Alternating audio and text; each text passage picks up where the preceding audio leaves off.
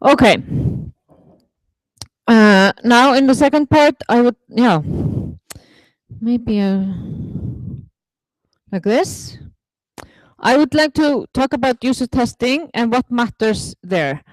Um, we'll just do a quick overview of these two methods that you have used. You have used informal evaluation with users, and there you were getting direct feedback from the users on a prototype. And this is done because this is actually the best way to understand if your design fits the users. And I would say that you should try to do it as often as possible. Even though you don't include so many users, you should try to do it really once a month at least.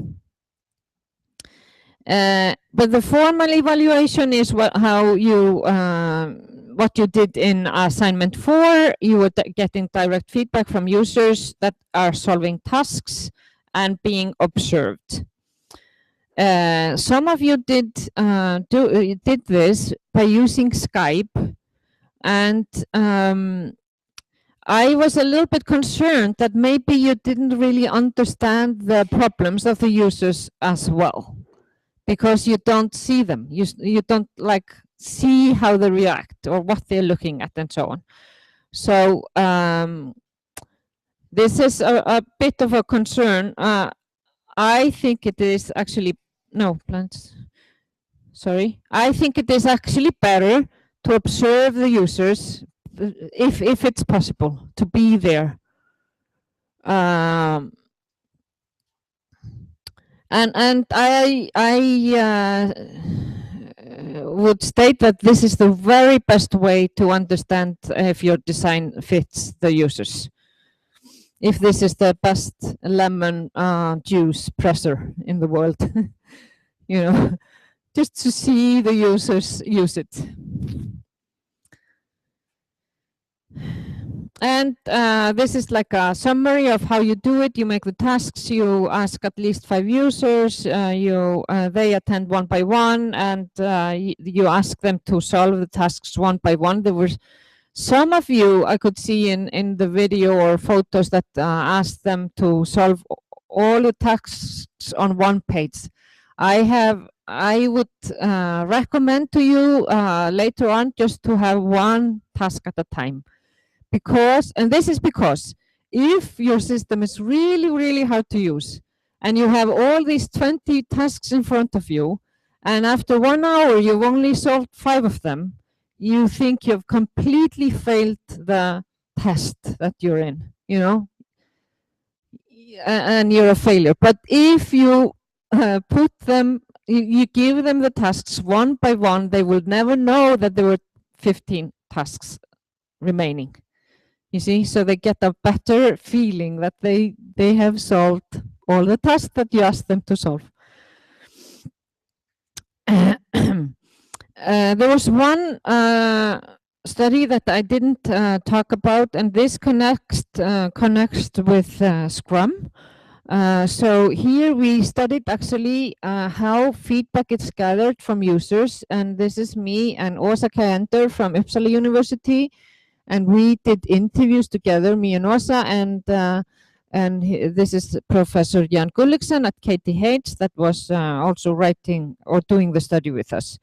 So the motivation was actually to gain deep understanding on how evaluation is conducted in software development projects using the Scrum process. And Scrum is very, very popular in Iceland. So this is very actual, these results are actual for Icelandic industry. So we interviewed 21 participants. They were working for 14 companies, and this was all done in Sweden. So what I wanted to draw your attention to was that out of the 21 participants, 18 did ask users about their opinion in some ways. They maybe used blogs or emails and or just getting 1 or 2 people over for lunch and looking at paper prototypes. So they really, this was the most frequently, or yeah, most of them did ask users about their opinion in some way, but only 4 did formal evaluation like you were doing in assignment 4. And this was really, I was really, how do you say it?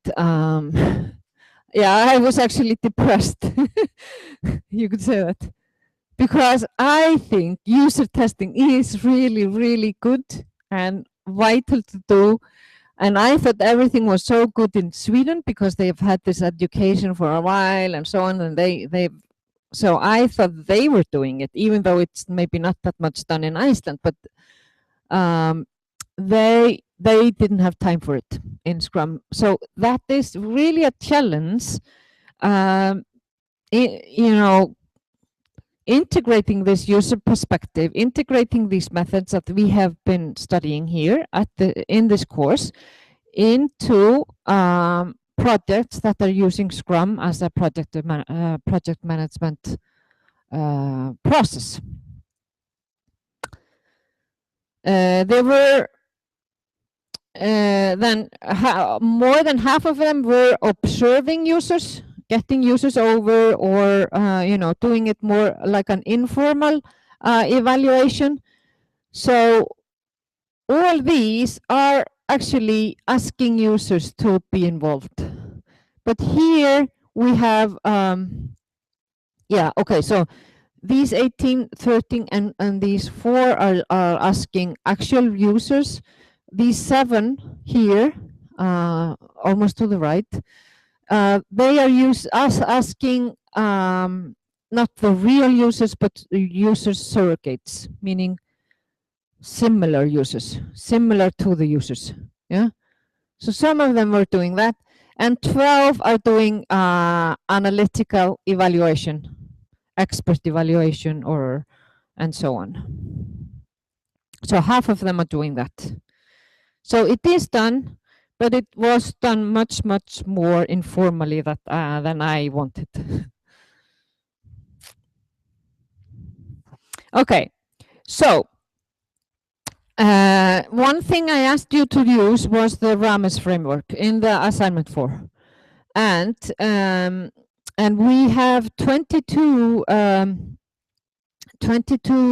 factors there that we are asked, or you were asked to say, this would be like this, write all these 22 things. And you probably wondered, how critical is it if I choose to be at the user's place, or if I ask them to come to the Reykjavik University, will it change the results? Yeah. And I will tell you about some research about this. So all these, or almost all of them, have been actually, people have been doing research on trying to make variations in one of the factors and then try to keep the others similar and check, does it affect the results of the evaluation if one factor is like the environment, or if we conduct the evaluation in the field or in a laboratory. But now I was planning to give you 5 minutes to do the individual assignment, because it is about the RAMES framework. So those of you that have your computers, you could use 5 minutes to do it now. Yes, please. It is in my school. It's individual assignment 4.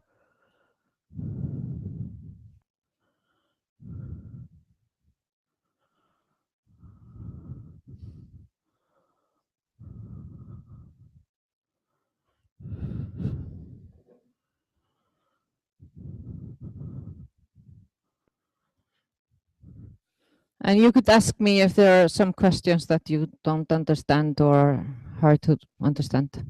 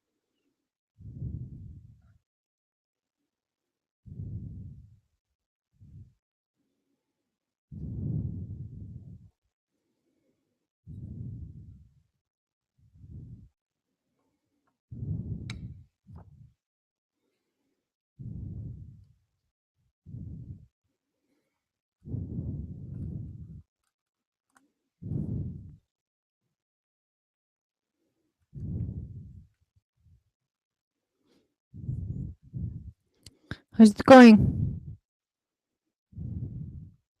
Have you finished? Yeah?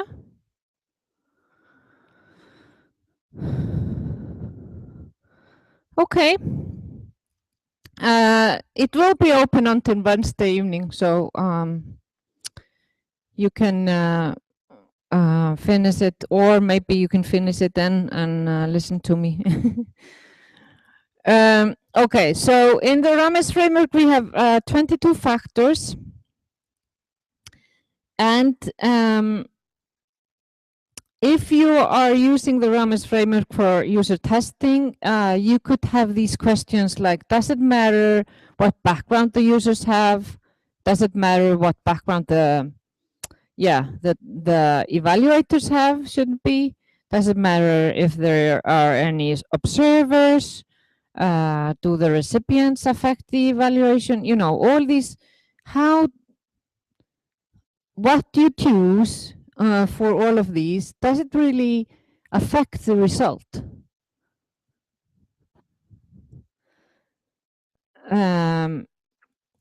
So the right users, actually it was done, a study was done in Norway by Bigstad and colleagues, and it was actually very interesting that if the user testing was conducted with users that were not the real users, the results were interpreted as less important. Yeah. So we could, you know, if we map this result to a trip creator, the people there would maybe think that the results from Icelanders are less important than from your foreign users. I don't know if they have this, but this was found in this. So if we really would like the results to be regarded as important and good and so on, we would try. We should try to have representative users involved. How much is the results affected by the knowledge of the people? You saw actually in the trip creator example that people that were over 50 years old, they took a longer time. There were some of you that mentioned that. So so if you know, if they had, and he actually told us later that they had the goal of designing this for I can't remember, 40 years old and older or something, people that have some money. So then they probably look at those results more carefully, because that was their target group, you know, especially foreign people that are 40 years and older, and some of you had some. So I presume that they will actually take these results and analyze those separately to really see how their target group is doing in the system. And I actually, I think it would be very, very interesting to go through the data that was gathered in assignment 4 and check all these things. Does it, you know, how many users are enough? When have we actually covered all the problems that could possibly be found? Is it with 7 users, 10 users? Do we have to have all these 50 users that you actually we gathered information from? Because we could see that many of the groups found the same problems. So what is the number that is we could be satisfied with? So these are the questions that many of us doing research in the area are asking. This lady named Liu, she did check if the background, if you know the domain, domain mean, you know, if you have a knowledge in the area. So she was developing a system for nurses And she did ask nurses to take part in user testing, and then just people, ordinary people that didn't have that background, and then compared the results. And she saw that the background really affected the results, especially if there were complex tasks. And this was not a surprise, actually, that of course the people that didn't have this background, the education, they had much more problems than the other ones. Okay, so this tells us when we are conducting user testing, we should really try to get the people that are the real users. The next thing is the evaluation factored by the evaluator. The person that is running the evaluation, do the results differ if it's me that is doing it or yeah, somebody else? Yes, it does. Very much so. And actually, Rolf Molich, the guy that was on the picture before, he was my co-supervisor in Copenhagen. He did this study in 2004. He asked 9 industry organizations, organizations that are really doing user testing. So they say, yeah, we can do user testing on your site. And there were 9 of those that evaluated the same software and delivered in usability problem lists, all studying the same user interface, getting users to come in, and they did user testing. They found 310 usability problems in this system, but only 2 of those problems were found by 6 or more organizations. And 75% of the problems were unique, that only 1 organization found those. So it really depends on the, in this sense, organization or the person that is making the evaluation, what is found.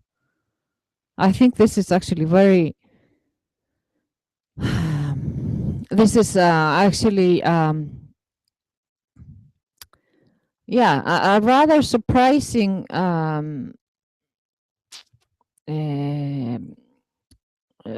result.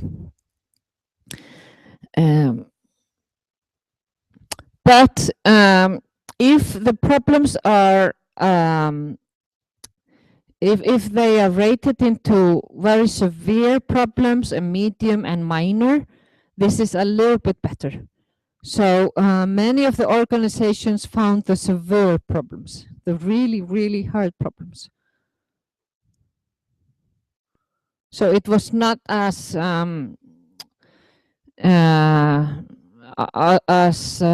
little consistency in those results. So yeah, and what methods are used when doing the evaluation? We saw that this results of heuristic evaluation versus user testing. There are more, people have also been thinking about, does it matter how we analyze the data and how we run this? And there was a group in Denmark, in Aalborg, that did this study in 2004, where they had the method called instant data analysis. And they found actually 85% of the critical usability problems, the most severe ones, in 10% of the time, compared to doing a video analyzing and counting all the possible problems. So they were trying to find a fast and good method. Some people have also been thinking about, does it matter how we explain the problems? And you were asked to do design ideas, and that was actually inspired by this study done by Kasper Hornbeck and Erik Fröker. This is actually the supervisor from a master studies, and he was, or they were thinking, okay, if we explain the problems the users had in design suggestions, does that help the developers more? And actually they were, it was better. Developers assessed the redesign proposals or change suggestions as a better way of understanding the problems users had. The next one was, where does it take place? We could have these three possibilities: a fixed usability laboratorium, that is like a we could actually do this at Reykjavik University. So we have a mirror and people can see through it, but the users can't see that there are people there behind. And there is actually one office here at Reykjavik University where we can do this. We could do it in the workplace or home, or we could do it remotely. This is the Skype version. And again, there was this Aalborg group that checked this. Does it really matter where it is situated? And there were significantly more usability problems found in the field. So both of these people are there in a controlled environment and then in a field doing the same tasks. They found a lot more problems in the field. So that, in the field. Okay, then here, this was something for people working in building houses. There was, but in the field could be just where you use it naturally. So in the aluminium factory examples, it's in the aluminium factory, you see? So it's like where you would be using it.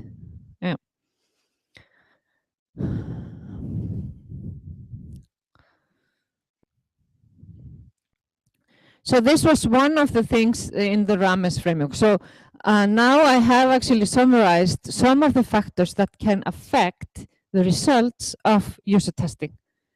And this is also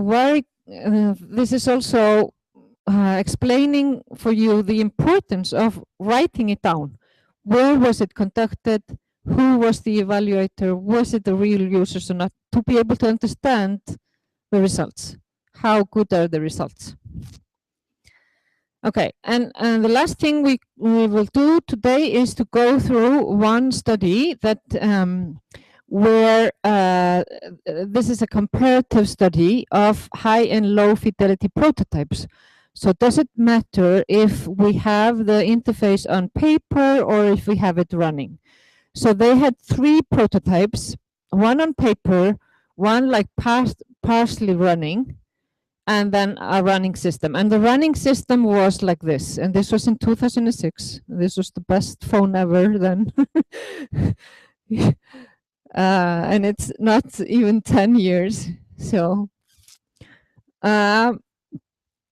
okay, so they had a running system and it was just to send an SMS. So it was really easy task. Yeah, so they wanted to, they actually wanted to check how low fidelity prototyping, how many problems they found with low fidelity prototyping versus running system. So these were the tasks, or the task that they were asked to do. Let's assume that you need to send a test message to your friend, and please send the following message. So that was all, just this one task that you were asked to do. And this is the like the partially, it was not on paper, it was like yeah, imitated on a laptop. And this is the task there that he has in front of him. And then the paper prototype was like this. Yeah. And it took a lot of time because every time the user inserted one letter, they had to change. Like, so it was a bit silly, and then they found out that it was maybe better to have the message a little bit shorter for this experiment.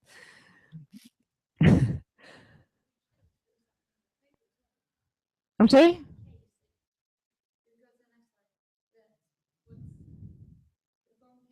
Yeah.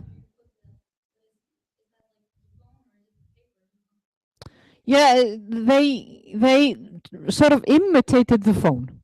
So the paper is there on the screen.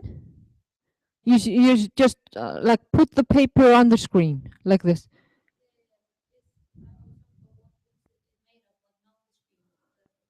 Yeah, I don't actually know.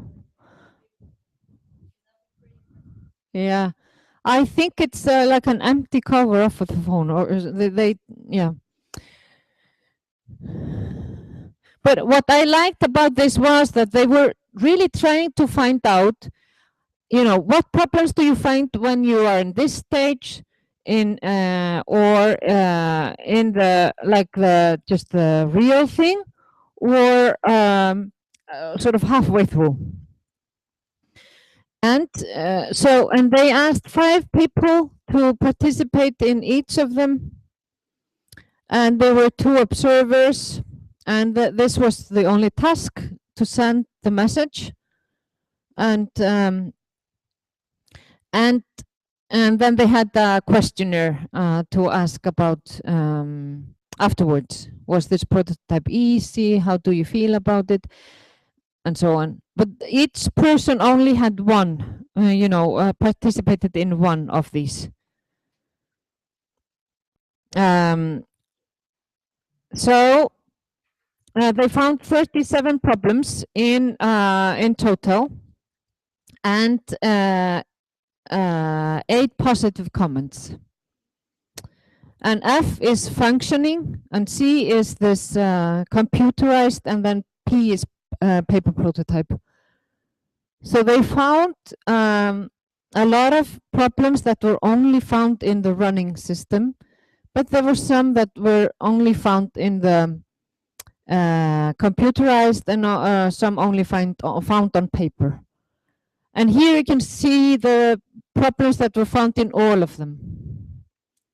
There were 7. And they then grouped the problems into these categories.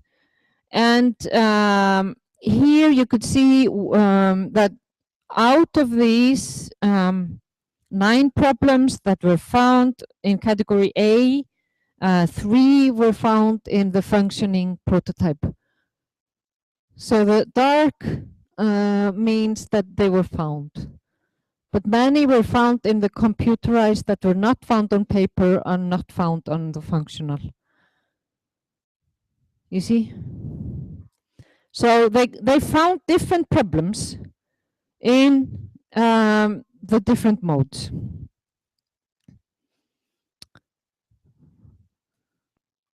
Here there were some problems with the icons and graphical signs that were only found in the prototype, paper prototype, or computerized, but not in the functioning thing. So this is how they categorize this. To find appropriate UI widget, there were 7 problems found in the functioning. 5 of those were found in the computerized version and 3 in the paper prototype.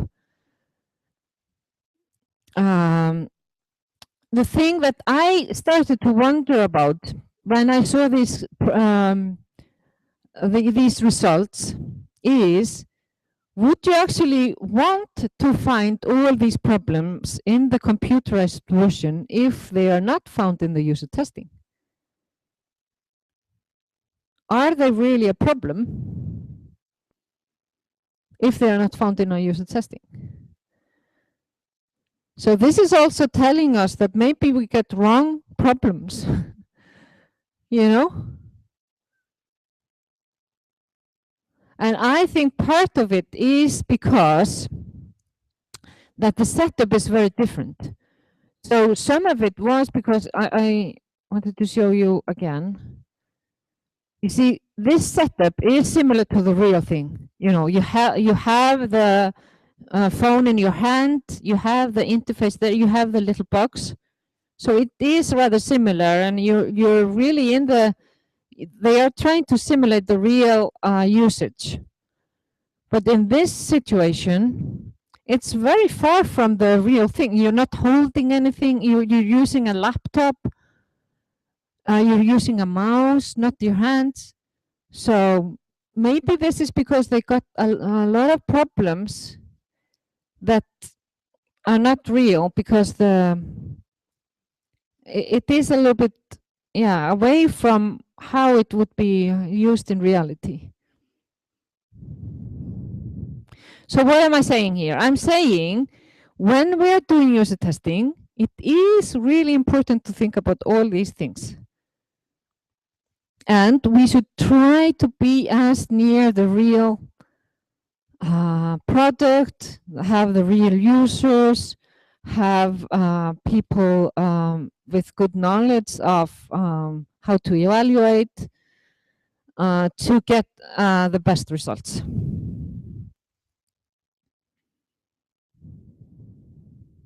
But I think this is very, very interesting, because this is actually the question we would like to know. Can we find problems that will be problems in a running prototype on paper? And some of the problems they found actually were found on paper. You see these two there were found on paper, not any here. There were 3 there that were found on paper still. And yeah, so in some of the categories you could find it on paper, but the functioning prototype was mostly the best one. And then they also asked about what could we learn about this. And if you read the comments, users and facilitator, which means the conductor and the observers, they were very positive about the fully functional prototype, and not as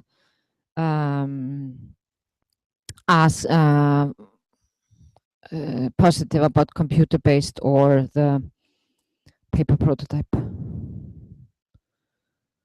So they say their users need to think. The long lag of the response time on each input makes the user sometimes feel afraid of pushing. So it was really disturbing, the whole thing, that they had to wait for each letter there. Okay, thank you all for attending today. Wednesday, I will give you lectures on the analysis and design part of what you have been doing, and connected to research that have been conducted in the area. And then in a week time, we will have a recap and question and answer for the written exam. Thanks. Þrjú bara, já, byrju, ég ætla að slökkva á þessu. Skog.